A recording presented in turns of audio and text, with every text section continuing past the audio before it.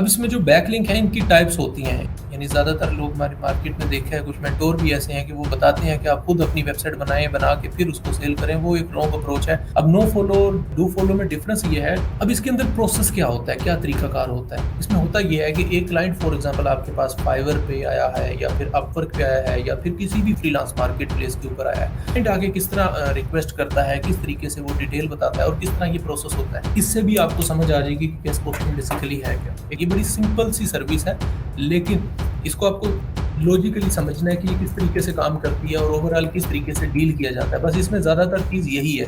अब इसमें जो बैकलिंक है इनकी टाइप्स होती हैं। एक होता है नो फॉलो और एक होता है डू फॉलो। यानी जो भी आपने वहाँ पे गेस्ट पोस्ट करवा के उसके अंदर जैसे आपको सामने ये क्रिप्टो एक्सचेंज का ये नज़र आ रहा है, ये बैकलिंक के अंदर 2 टाइप्स होती हैं। कुछ होते हैं नो फॉलो, कुछ होते हैं डू फॉलो।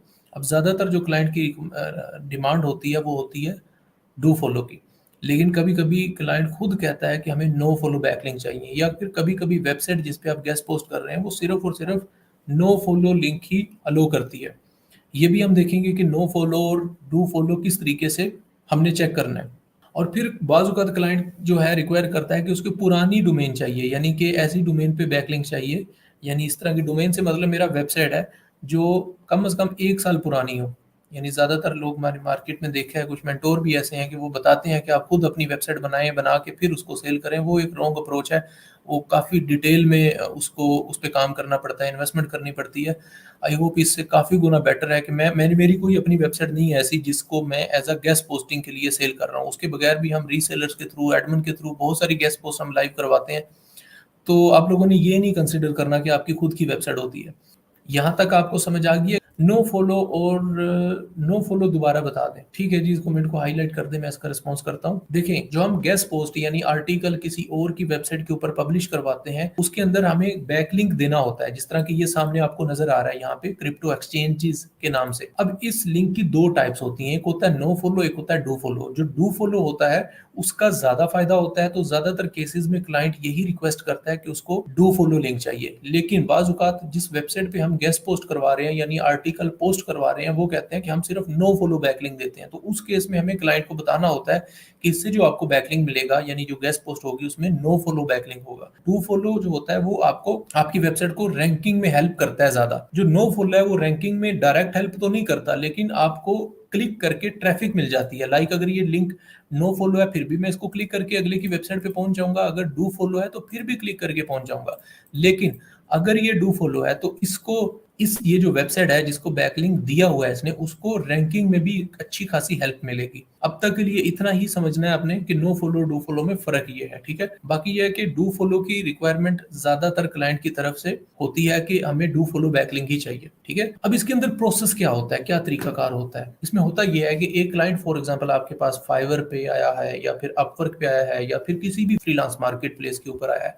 वो आपको कहता है कि मुझे बैकलिंक चाहिए ऐसी वेबसाइट के ऊपर जो मेरे बिज़नेस से रिलेट कर रही हो। यानी इसमें ये भी होता है कि ऐसी वेबसाइट फॉर एग्ज़ाम्पल अली की वेबसाइट है लैपटॉप से रिलेटेड, तो वो चाहेगा कि उसकी वेबसाइट को जो बैकलिंक मिलें यानी गेस्ट पोस्ट जिन वेबसाइट के ऊपर वो करवाए लिंक लेने के लिए, लिंक की मैं एग्ज़ाम्पल ऑलरेडी दे चुका हूँ, तो वो लैपटॉप से ही मिलती-जुलती वेबसाइट हो। जैसे यानी वो या फॉर एग्ज़ाम्पल कंप्यूटर सेल कर रही हो या फॉर एग्ज़ाम्पल वो माउस सेल कर रही हो या बैटरी सेल कर रही हो या लैपटॉप ही सेल कर रही हो, तो इससे उसको ज़्यादा फ़ायदा होता है। अब क्लाइंट आगे किस तरह रिक्वेस्ट करता है, किस तरीके से वो डिटेल बताता है और किस तरह ये प्रोसेस होता है, इससे भी आपको समझ आ जाएगी कि गेस्ट पोस्टिंग बेसिकली है क्या। एक क्लाइंट आपके पास आएगा, वो कहेगा कि हमें टेक्नोलॉजी निश के ऊपर, टेक्नोलॉजी कैटेगरी के अंदर, अच्छा वो कहेगा कि मुझे टेक्नोलॉजी या फिर बिज़नेस निश के ऊपर, निश से मतलब यहाँ मेरा कैटेगरी है, उसके ऊपर मुझे वेबसाइट चाहिए। तो वो आपको अपनी रिक्वायरमेंट बताएगा कि मुझे 10 वेबसाइट चाहिए, 10 वेबसाइट्स के ऊपर उसने बैकलिंक लेना है। तो फिर वो आपको बताएगा कि उसका डीए यानी डोमेन अथॉरिटी यानी उस वेबसाइट का डीए क्या हो। डीए हम अगली क्लासेस में पढ़ेंगे, देखेंगे किस तरह फाइंड करते हैं और ये होता क्या है बेसिकली। वो आपको ये बताएगा कि उसका डीए कितना होना चाहिए, उस वेबसाइट पे ट्रैफिक कितनी होनी चाहिए। जैसे फॉर एग्जांपल एक वेबसाइट है, उस पे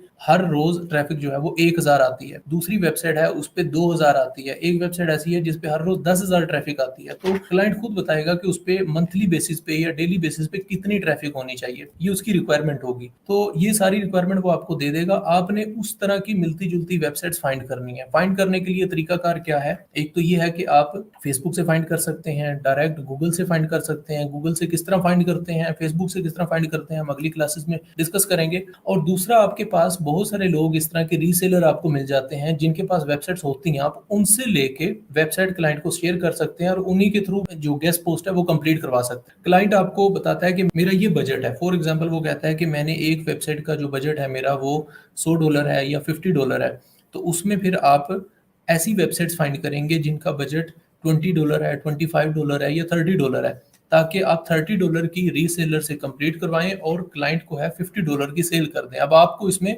10 से 15 या 15 से $20 बच जाते हैं पर वेबसाइट।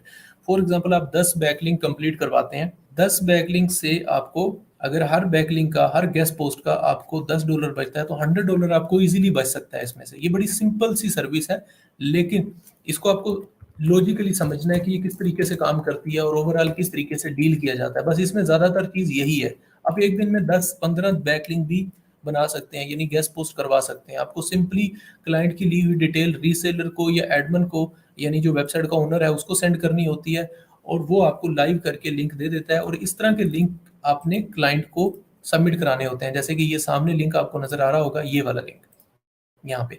ये रिपोर्ट है, इसमें कोई अगर कुछ लोग न्यू हैं, उनको नहीं समझ आ रही होगी, तो इस तरह का लिंक होता है, वो अपने क्लाइंट को सेंड करना होता है और वो आपको पे कर देता है। ये इस तरह की सिंपल सर्विस है।